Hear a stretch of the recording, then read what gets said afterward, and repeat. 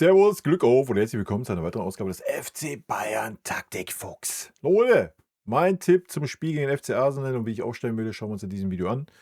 Bevor wir das tun, wie immer der Hinweis, hypen, liken, kommentieren, abonnieren. Damit unterstützt ihr einfach, was ich hier so tue. Vielen lieben Dank dafür. Ja, ihr seht, ich habe die Kopfhörer schon auf. Ich warte auf den Start der PK, der verschiebt sich leider. Von daher fange ich jetzt doch erst mit dem Video an. Also es kann sein, dass der eine oder andere, den ich dann aufstelle, vielleicht nicht unbedingt dabei ist, wobei beim Abschlusstraining alle dabei waren. Also von daher gehe ich mal davon aus, dass alle können und werde dann da anhand daran die Aufstellung machen. Mein Tipp, habe ich schon am Montag im Stream gesagt, ist ein berauschendes 3:3. Ist zumindest das, was ich mir wünsche. Wünschen tue ich mir natürlich am Ende einen Sieg, wäre natürlich schöner. Ich habe es schon mehrfach gesagt, ist ein Spiel, wo alles passieren kann. Ja, wenn Arsenal einen Sahnetag hat und wir nicht so einen guten Tag, können wir 3-4 kassieren, aber auch genauso andersrum. Ja, ich denke auch, das ist gar kein Problem, wenn wir einen guten Tag haben. Siehe Michael Olise, wenn Harry Kane liefert. Serge Gnabry hat in England ja auch oft mal einen guten Tag. Also von daher ähm, ist da alles möglich auf beiden Seiten und am schönsten wäre es natürlich, wenn beide einen guten Tag haben und wir irgendwie berauschendes Spiel mit vielen Toren sehen und dann am Ende des Tages hoffentlich mit dem besseren Ausgang für uns.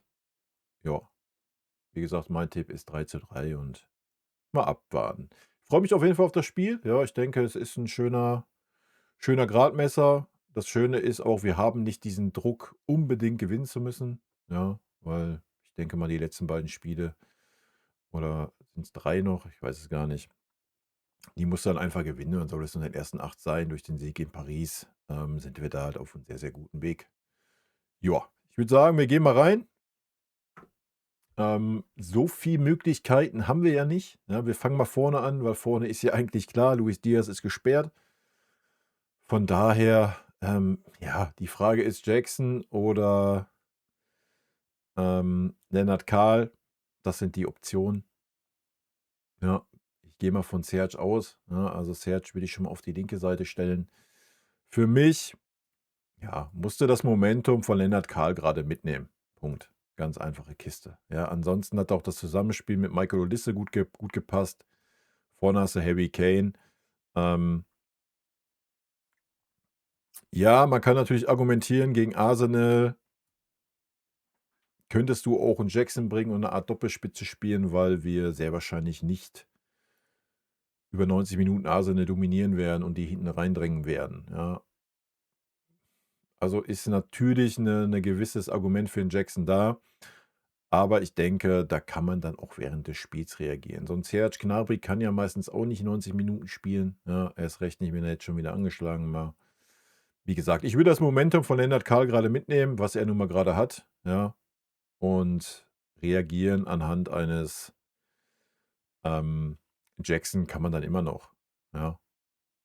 Ich würde 'n Jackson jetzt mal ja, obwohl, komm, ist egal. Ich mache 'n Jackson hier als Alternative. Ihr wisst, dass das nicht 1:1 ist. Ich denke, auf 'n Harry Kane können wir nicht verzichten in diesem Spiel, auch nicht nach 60 Minuten oder sonst was. Sei denn, es steht da 14:0, wovon kein Mensch ausgeht.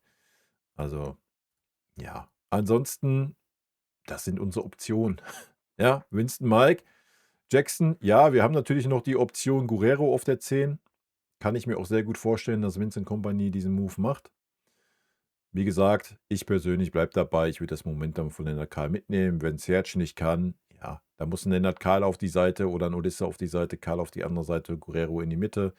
Aber auch ein Guerreiro könnte über die linke Seite kommen. Ja, er hat lange genug Linksverteidiger gespielt, dann kann er auch einen linken offensiven Part spielen. Auch das sollte kein Problem sein. Da haben wir ein paar Optionen. Und zu aller Not könntest du natürlich auch einen Bischof auf die 10 stellen. Also auch das ist natürlich noch eine Option. Gut, Mittelfeld ist eigentlich auch ein No-Brainer. Ja, Josh wird wieder fit sein. Ähm, dazu Pavlo, weil einfach die Abstimmung zwischen den beiden am besten ist. Muss man einfach so sagen, ja, und das am besten harmoniert. Alternative, ich trage 'n Goretzka hier ein, ist für mich mittlerweile keine wirkliche Alternative mehr. Sorry. Es sei denn, er übernimmt den defensiveren Part so, ja, dann sehe ich 'n Leon noch, aber alles andere ist 'n Leon nicht wirklich 'ne Alternative.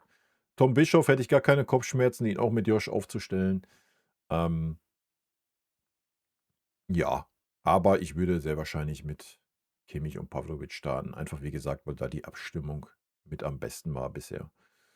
Und Kimmich, Bischof haben wir leider noch nicht so oft gesehen, von daher so rum halt. Aber wie gesagt, ich hätte auch keine Kopfschmerzen damit, wenn Tom anfangen würde. Gut, Conny Leimer kommen wir natürlich nicht drum herum. Ja, bei mir wäre er links und Stani rechts. Ich denke, Stani hat es sehr, sehr gut gemacht als Rechtsverteidiger, dann jetzt auch gegen Freiburg, auch wenn er wieder ein bisschen gebraucht hat. Das ist immer bei Stani so. Ja, und Innenverteidigung, wenn fit, dann kommen wir natürlich auch nicht über Upamecano und Tah drum herum. Also, es gibt hier nicht viele Überraschungen in dieser Geschichte, ja. Wie gesagt, vorne ist es ein bisschen dünner, da müssen wir ein bisschen kreativer werden mit 'm Guerrero oder vielleicht auch 'm Bischof. Dafür haben wir aber natürlich hinten Optionen mit 'm Ito, ja. Das freut mich, dass er wieder da ist. Ähm, Ist natürlich genauso eine Option für die Innenverteidigung, Ito, aber natürlich auch eine Option für die linke Verteidiger und dann hättest du sogar 'n Conny Leimer für die Mitte frei, ja. Auch das wäre eine Option, die man ziehen könnte.